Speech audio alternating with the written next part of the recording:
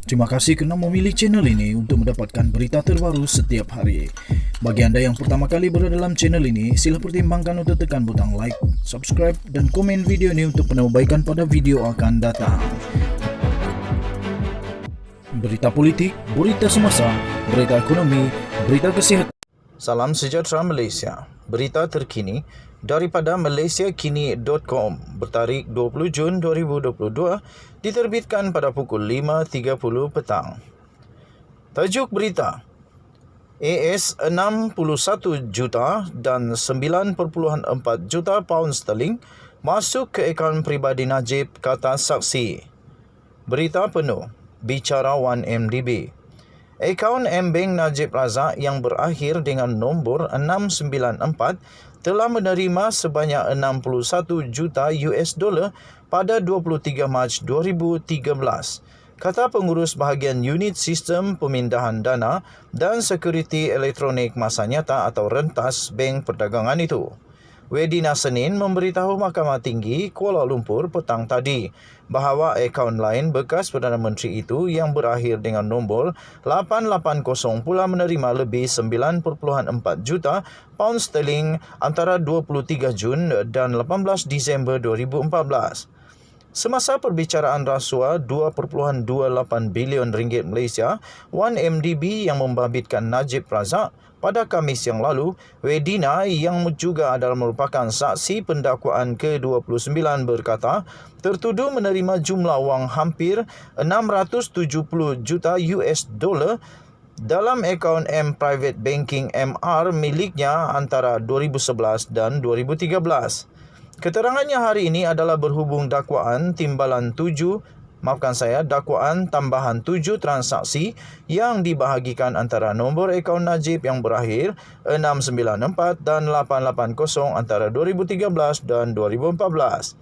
Semasa pemeriksaan oleh Timbalan Pendakwa Raya, Najwa Bastamam Wedeni berkata, sebanyak 61 juta US dollar telah dipindahkan daripada Tenor Finance Corporation dalam satu transaksi.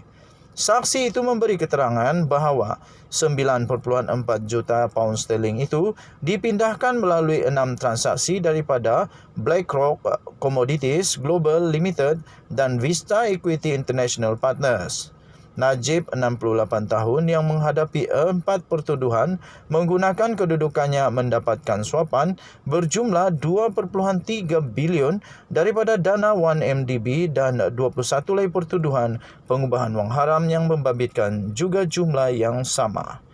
Sekian berita. Untuk mendapatkan berita lengkap, sila layari Malaysia Kini bertarikh 20 Jun 2022 bertajuk AS 61 juta dan 9.4 juta pound sterling masuk ke akaun peribadi Najib, kata saksi.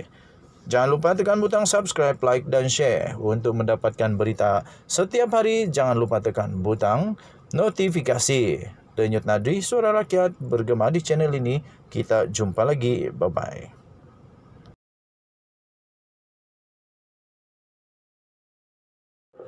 Salam sejahtera Malaysia. Denyut Nadi, suara rakyat, bergema di channel ini.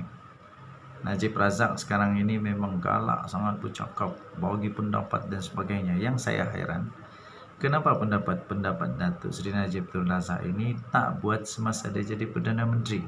Sekarang dah nak masuk penjara, baru tiba-tiba jadi jinis. Yang saya heran, kenapa waktu dia jadi Perdana Menteri, mudah-mudah, senang-senang pula dia kena berdaya, dia kena tipu, julu dan sebagainya. Sekarang tiba-tiba jadi jenius. Soalnya, kenapa dulu dia tak buat? Kenapa tak buat benda tu dulu? Kan waktu dia jadi Perdana Menteri, kalau dia buat tu bagus. Terbaru ini, tiba-tiba Datuk Seri Najib Tun Razak menyarankan supaya 30% bekerja dari rumah untuk atasi kesesakan jalan raya. Dari dulu kesesakan jalan raya. Kenapa dulu Datuk Seri Najib Tun Razak? Nanti ramai orang kata pula Najib dah tak ada, dah kena tarik title semua. Tapi dia punya title masih lagi Datuk Seri Najib Tun Razak, masih. Jadi tuan-tuan dan puan-puan, kenapa dulu waktu Najib Razak jadi Perdana Menteri, dia tidak pula mahu supaya 30% bekerja dari rumah untuk atasi kesesakan jalan raya. Sekarang jalan dah bagus. Jadi kan bagus kalau dulu waktu dia Perdana Menteri dia buat benda ni. Kenapa sekarang tiba-tiba mau buat? Dan secara kebetulan tak lama lagi dia masuk penjara. Jadi adakah ini menjadi salah satu daripada sebabnya? Bekas Perdana Menteri Datuk Seri Najib Razak telah mencadangkan supaya kerajaan membenarkan 20 hingga 30% pekerja bekerja dari rumah sebagai usaha untuk mengurangkan kesesakan jalan raya di ibu kota yang semakin ketara. Kalaulah dari dulu dia buat kan bagus. Najib berkata ia bukan saja dapat mengurangkan kadar kesesakan jalan raya, malah dapat mengurangkan subsidi minyak yang ditanggung kerajaan. Aduh, tolonglah. Ini apa nih? Katanya pelaksanaan bekerja dari rumah ketika negara berdepan pandemi COVID-19 telah terbukti berkesan dengan 70% kalangan awam bekerja dari rumah. Yang bekerja dari rumah ini bukan Najib Razak yang cadangkan dulu. Sekarang baru dia mau cadang lah. Mungkin sudah nampak kejayaan, baru dia cadang. Bagus juga lah. Kadang-kadang paksa menumpang kan. Antara isu yang dihadapi negara sekarang ialah kesesakan trafik yang sangat teruk serta kerajaan yang sedang menanggung kos subsidi petrol yang semakin tinggi dan dijangka akan melebihi 30 bilion tahun ini. Pertama, saya rasa jalan kalau dari dulu waktu zaman engkau jadi Perdana Menteri, tak banyak duit hilang di 1MDB, banyak tempat yang boleh dibuat jalan raya. Di negeri Sabah banyak tempat yang boleh maju.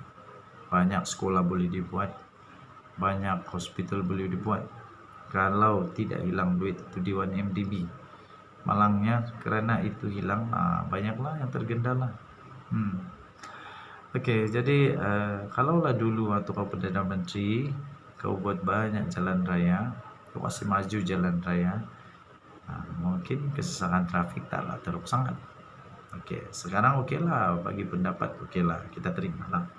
Katanya lagi ketika pandemik ramai yang disuruh bekerja dari rumah, work from home, dan ianya terbukti kaedah ini sesuai dengan pelbagai jenis pekerjaan. Okey. Sebanyak 70% pekerja disuruh kerajaan untuk work from home masa itu.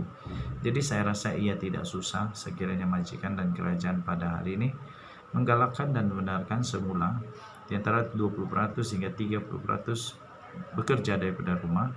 Katanya dalam satu hantaran di Facebook pada hari ini. Pada 24 Mei yang lalu, Dewan Bandaraya Kuala Lumpur dilapor akan membuat kajian terperinci bagi mengatasi masalah kesesakan lalu lintas di ibu kota.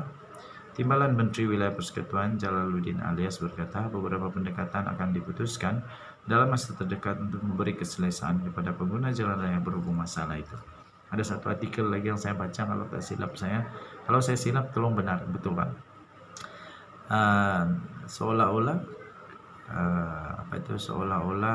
kereta di Malaysia melebihi daripada penduduknya sendiri. Terlalu banyak kereta, satu keluarga sampai 5-6 keluarga kereta, tak tahu nak buat apa. Okey, so tahniahlah pada Datuk Seri Najib Razak yang semakin bertobat dan semakin sedar keperluan rakyat, dan harap-harap pemimpin-pemimpin yang ada sekarang hati-hati pakai duit rakyat kerana itu diperlu untuk buat jalan. Denyut nadi suara rakyat bergema di channel ini. Kita jumpa lagi, bye-bye. Salam sejahtera Malaysia. Denyut nadi suara rakyat bergema di channel ini. Hari ini tuan-tuan dan puan-puan, satu kejutan yang amat mengejutkan saya ialah apabila seorang bekas pemimpin besar di dalam Malaysia tiba-tiba memberikan perkongsian yang memang hebat, luar biasa, daripada seorang bekas menteri besar, yaitu Dr. Muhammad Kir Toyo, yang pernah menjalani hukuman penjara selepas beliau disabitkan bersalah atas pertuduhan rasuah.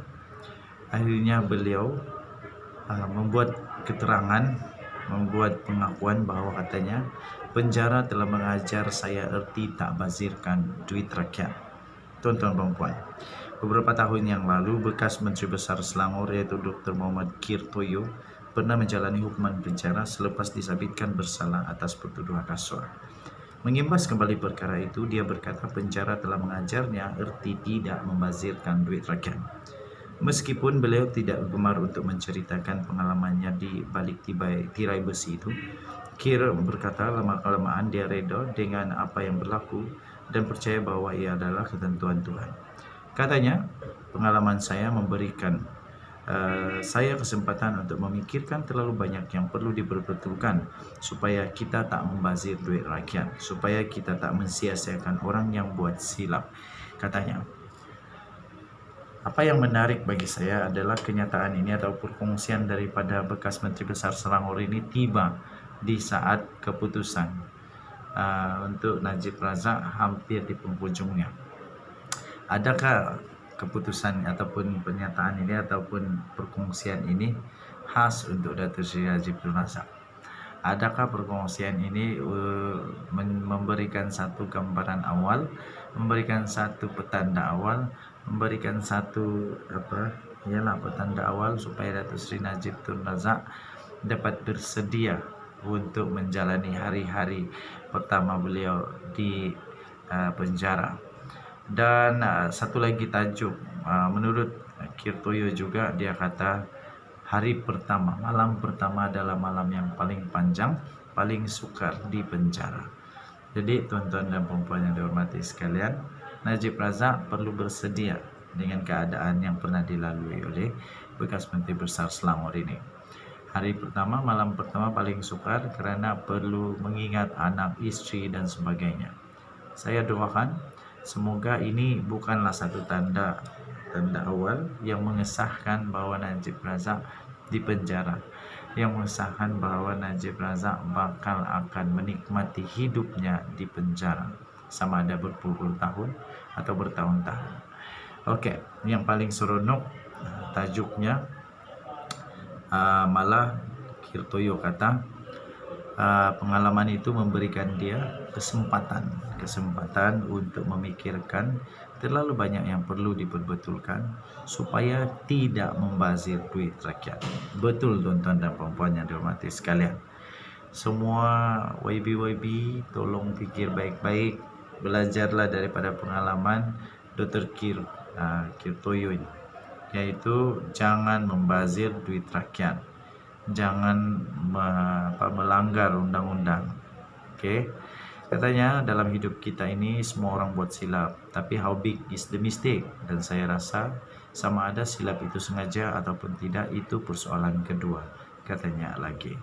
Okey, so kita harap-harap yang terbaik, okey, bagi semua YB, menteri-menteri di Malaysia. Harap-harap semua selepas ini berhati-hati, jangan terlampau bernafsu, jangan terlampau gairah, nak cepat kaya, nak jadi kaya lebih-lebih, nak kayakan kroni dan sebagainya. Nanti hati-hati, nanti masuk penjara siapa yang susah. Denyut nadi suara rakyat bergema di channel ini, kita jumpa lagi.